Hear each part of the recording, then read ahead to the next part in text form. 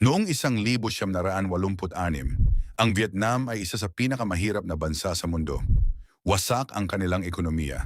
Halos walang negosyo, walang factories, walang foreign investors.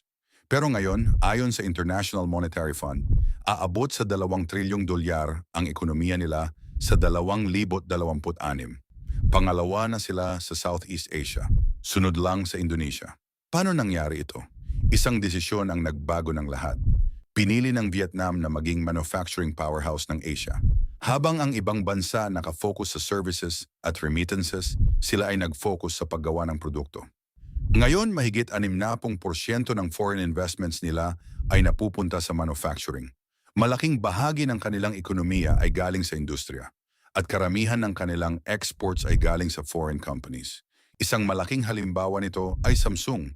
Nag-invest ang Samsung ng 22 bilyong dolyar sa Vietnam. Mahigit 100,000 ang empleyado. At halos 20% ng exports ng Vietnam ay galing sa kanila. Sumunod din ang Apple, Intel at LG. Pero hindi ito tsamba. Malaki ang investment ng Vietnam sa infrastructure. Bawat taon gumagastos sila ng 5 hanggang 6% ng GDP para sa kalsada, ports at airports. Kaya mabilis at maaasahan ang kanilang logistics system. Resulta, noong 2025, lumago ang ekonomiya nila ng higit 8%. At sa 2026, lalo pang dumadami ang pumapasok na investors. Ito ang tinatawag na compounding growth.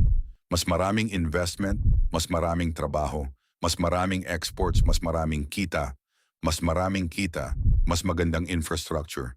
At ang cycle ay tuloy-tuloy. Kaya ang Vietnam, mula sa isa sa pinakamahirap na bansa, ngayon ay isa sa pinakamabilis lumago sa Asia. Ang tanong na ngayon, hindi kung paano nila nagawa, kundi bakit ang ibang bansa hindi?